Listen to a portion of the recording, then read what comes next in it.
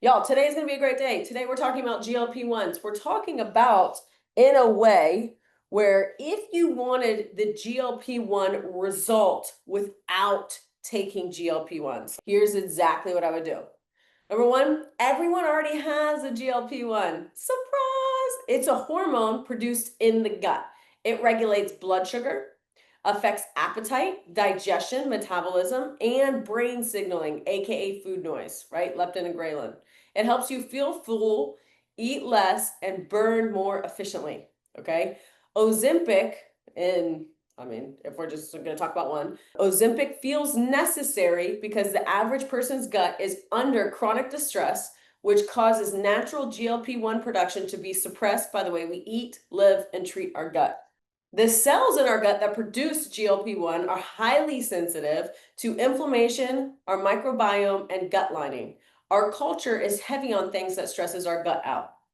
Number one, ultra processed foods. Number two, antibiotic use in our meds and food supply. Number three, low fiber or fermented foods, such as like pickled vegetables. It's my personal favorite. I'm not going to be like your sauerkraut or kimchi girly for the birds. And our habits don't help. Okay. So GLP-1 is meant to be pulsed, meaning it rises after meals and falls during fasted periods. Snacking in small bites all day, high carb meals without fiber. Okay. You definitely want to pair those together, and late night eating. Constant stimulation disrupts your normal GLP-1 rhythm, and chronic stress and lack of sleep leads to lower GLP-1 levels. Most people don't have too little GLP-1, they have too much inflammation, gut damage, blood, lifestyle habits for it to work properly. So GLP-1 drugs are a shortcut, but for sustainable results and zero side effects, which we're going to talk about in a second, the real fix is in the connection between our gut, brain, and hormones.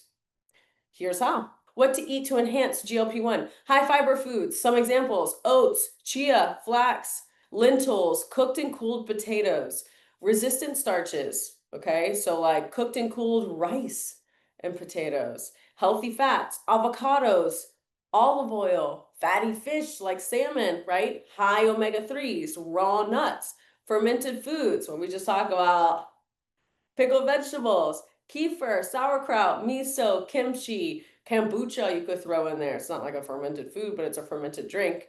Polyphenols, okay? Dark berries, green tea, cacao, turmeric, pomegranate. How to move to enhance your natural GLP-1, okay? Strength training, 3 to 4 times a week. Zone 2 cardio, so that means like walking fast or biking. Walking after meals, huge to help your TEF too, your thermic effective feeding, which is your digestive system. HIIT training 1 to 2 times a week, just like fast-paced movement. Okay, anything that's going to help rise your GLP-1 naturally. It also will enhance your GLP-1 if you are currently taking one on top of your natural. Habits that support natural GLP-1 function. 12 to 16 hour overnight fast. Let's talk 7 p.m. to like 7 a.m. No naked carbs. Always eat with protein or fat. No like random pasta dishes or like crackers that you grab from the pantry. Okay. Eat protein first, then carbs. Protein first, always. That should just be in your head. Eat the protein on your plate first. 7 to 9 hours of sleep with consistent bedtime. Gut lining repair and microbiome support. Supplements that may help: berberine, inulin, or acacia fiber, probiotics, dandelion root. Guys, look up dandelion root and what it could do for you. Freaking amazing. Cinnamon or chromin. That is what it takes to raise your natural BMR. Your body should be doing what GLP drugs do. It should be, as long as your lifestyle complements it. And if it isn't, then that's why we need to look at what you need to keep your results long term and truly live that fit, toned, lean person you're hoping the GLP-1 drug will get you to.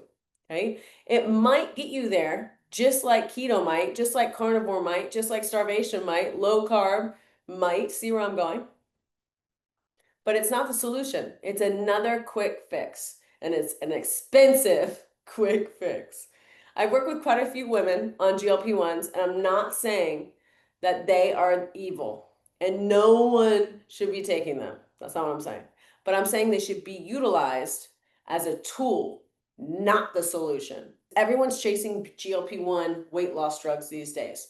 I actually just had a few clients ask me about semaglutide last night. I'm happy to talk about this with anybody at any time, but if you want results without the pain, you better understand what these meds really do, and more importantly, what they don't do when you stop.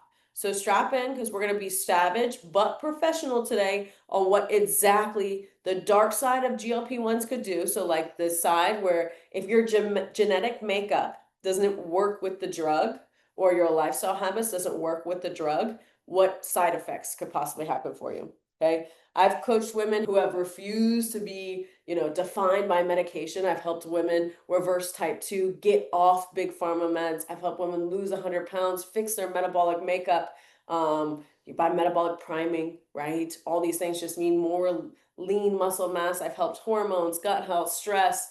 Metabolism, we could keep going.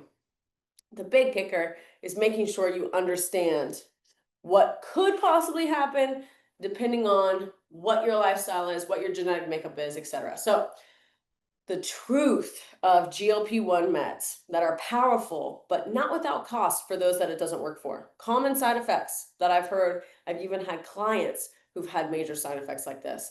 Nausea, vomiting, diarrhea, constipation, abdominal pain. This is affected up to 40 to 70% of users. So 40 to 70% of users, this does not work for. That's scary. Those are scary numbers. 30 to 60% of users, it does.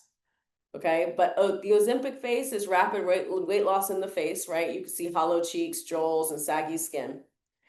Remember, when it comes to these drugs, if your lifestyle habits don't pair up with the GLP-1 that you are utilizing, you're going to lose mainly muscle mass. When you lose mainly muscle mass, you're going to lose your figure you're working so hard to keep, right? You're going to lose your figure that you actually want when you get to your end result.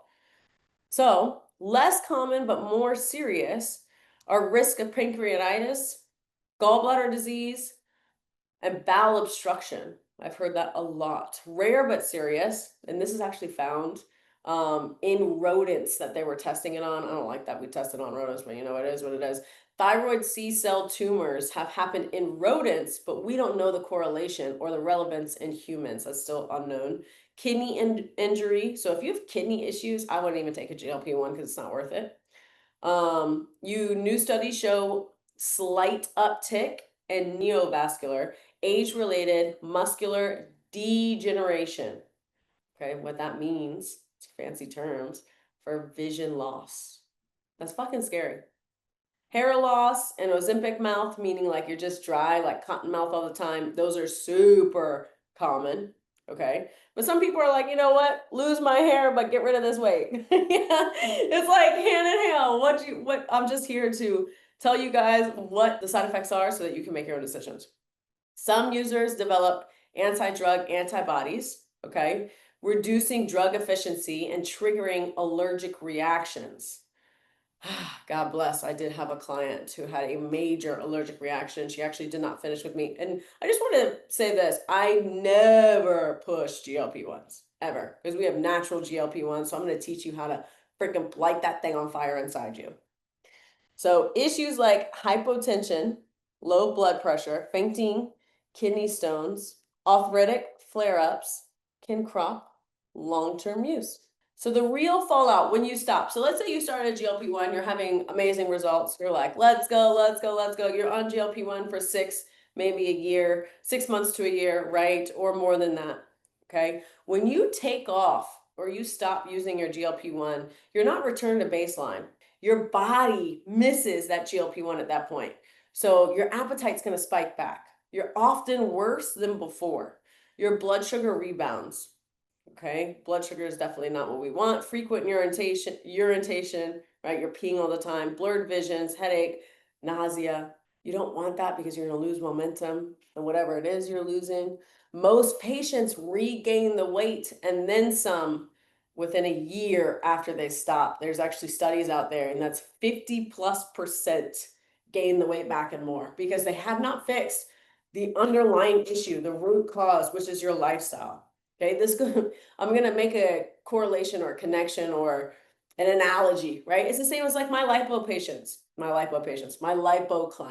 Okay, they've had liposuction before and they gain the weight back after surgery. And these surgeries, they go for like 20 to 50 G's, right? It's expensive as hell to make that kind of decision and not fix the root cause. If you're cutting fat off your body, right, you're not fixing your lifestyle habits, that fat's going to come right back. You didn't teach it to stay away. You just took a shortcut.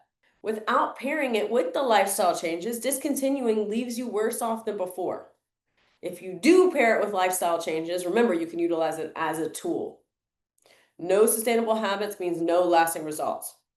The key warnings I'm going to give you here, I'm not trying to like fear you, right? If you want to take it, take it. Take it by all means. And then come to me and say, here's my symptoms, here's my side effects, and I'll be able to pair with lifestyle habits so that you're able to either get off the drug in a way where your weight's not going to come back, safe manner, or ride it out while it's working for you in a way where you're holding on to your lean muscle and just burning fat or mainly fat. Okay, but key warnings, the meds mask your behaviors, they don't fix the root. So stop and your old habits return with a vengeance. Side effects are brutal. The drug controls your appetite, but also your gut hormones and often your self-esteem.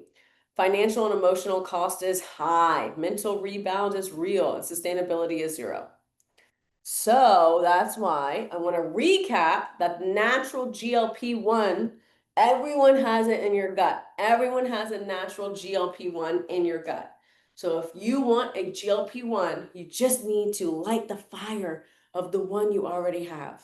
So GLP-1 meds bring weight loss, but carry a buffet of side effects for most. Stopping them often triggers rebound weight, appetite chaos, and health risks. Your body can do this for real and keeps through food, movement, and mindset. So if this made sense to you at all, or you're like, damn, that brought so much clarity to me, Jenna. Like if you're taking it, not taking it, whatever the case may be, honestly, I would love to hear. Are you taking it? What are your symptoms? Are you loving it? Are you on that horse? Like, let's go. I want to know. I want to know the good, the bad, the ugly. So drop it below if you feel comfortable having a conversation with me. Otherwise, you can just drop me a message one-on-one. I'm happy to help you there too. But you have a natural GLP-1, so let's light that thing on fire. Again, my name's Jenna B. I have lost 60 pounds doing it the natural way. And that's how I teach my clients. I've helped over 1,000 women get to their sexiest health and body yet, and we're not stopping here. So drop me a note. I'm happy to help. I'm here to help you win.